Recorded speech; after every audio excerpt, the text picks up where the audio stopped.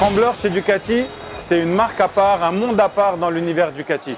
Pourquoi? On le voit tout de suite, le rouge de Ducati laisse place au jaune de la Scrambler. Scrambler, c'est un monde, c'est un style de vie, on n'est peut-être pas dans la sportivité, on n'est peut-être pas dans l'hypersport, dans la performance, on est dans le lifestyle, un vrai style de vie. Et cette année, la nouveauté, c'est la Scrambler 1100. Scrambler 1100, c'est 200 cm3 de plus que la première version qui était en 800. On a un gain de puissance, on passe de 68 chevaux à 86 chevaux. On a un gain de couple et on a un tableau de bord qui est revu et corrigé. La Scrambler 1100, elle est disponible en 3 versions différentes. On a le Scrambler 1100 Icon, la version de base, avec une double sortie d'échappement à l'arrière. La deuxième variante de la Scrambler 1100, c'est la Scrambler Sport.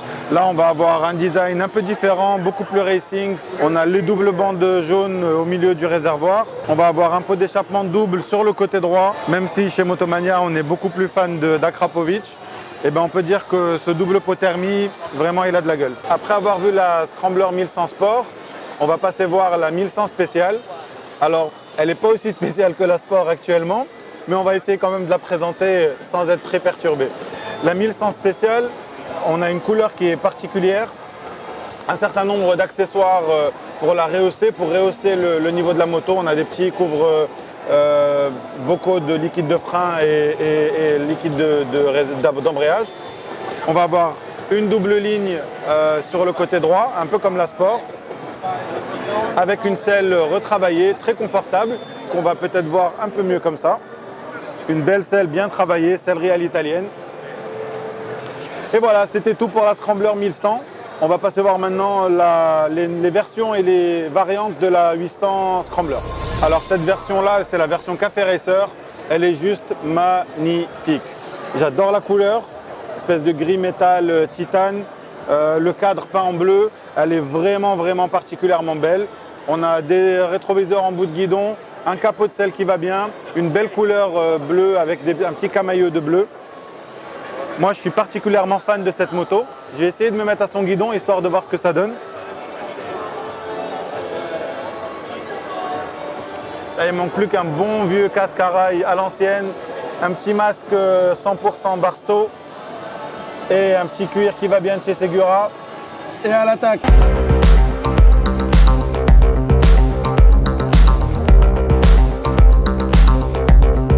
Après avoir vu dans le détail la Café Racer, on peut voir ici la Scrambler Desert Slade, connue, reconnue, avec des pneus un peu crampons. On a la version Full Throttle avec le capot de selle, une nouvelle couleur pour cette année, et la version Icon avec un très joli orange. Et après ça, on va passer voir tout de suite le cœur qui bat de Ducati. C'est impressionnant. Alors moi, je suis un peu grand pour ces motos-là, je ne suis pas forcément très à l'aise dessus, mais on a entre les mains quelque chose de particulièrement extraordinaire. C'est la Panigale V4, c'est le nouveau moteur Ducati, le V4. Il y a 1100 cm3 sur la V4, il y a à peu près 214 chevaux et on est à 175 kg. Donc voilà, je vous laisse imaginer ce que ça donne.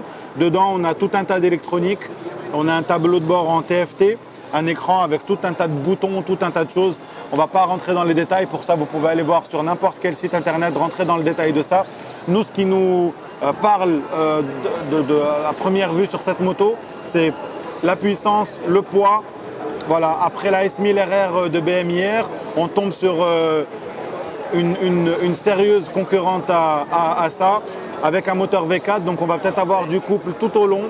On n'aura plus les petits coups de pied au derrière comme on avait sur les bicylindres. Mais en tout cas, voilà, ça ressemble à quelque chose d'assez monstrueux.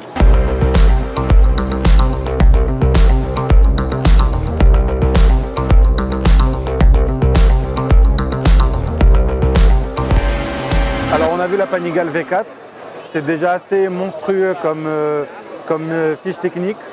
Mais alors Ducati a sorti un autre monstre issu du monstre et on parle de la Panigale V4R.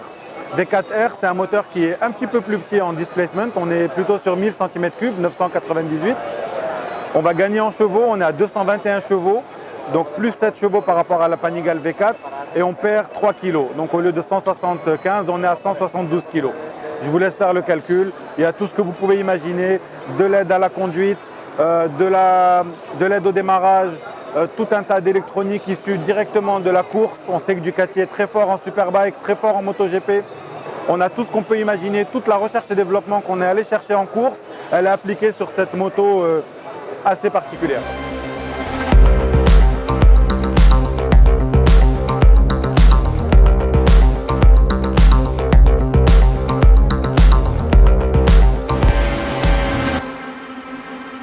Chez Ducati cette année, il y a beaucoup de nouveautés. X-Diavel, X-Diavel S, les 1260 Multistrada Enduro en rouge et en beige. Pour la Multistrada 1260, on a la rouge, la noire et la Pikes Peak. On a la Multistrada 950 en rouge et en blanc. Dans la gamme Monster, on a aussi plein de nouveautés. Une nouvelle 797, une nouvelle 821 et des nouvelles 1200. Si moi je deviens fou, il y a trop de choses, on voit trop de motos, il y a trop de monde, c'est vraiment n'importe. Encore une nouveauté, la Multistrada 950 Enduro. Et celle-là, moi, elle m'intéresse. Alors moi, si je devais être une Ducati, ça serait celle-là. Moi, je suis particulièrement content. Je la trouve bien en prise en main.